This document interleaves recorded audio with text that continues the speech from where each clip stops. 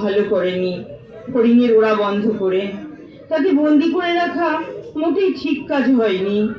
ভাবতে ভাবতে মন খারাপে সে ফুঁপিয়ে ফুঁপিয়ে কেঁদে উঠল। কাঁদতে কাঁদতে বলল, দাঁড়া দাঁড়া, আমি যাচ্ছি, তোকে আবার আমি উড়িয়ে দেবো আকাশে। হঠাৎ করে সে টের পেল তার গায়ে কি যেন ধাক্কা দিচ্ছে। জোর করে চোখটাকে খুলে সে দেখতে পেল উদ্বিগ্ন মুখে মা তার মুখের ওপরে ঝুঁকে পড়েছে।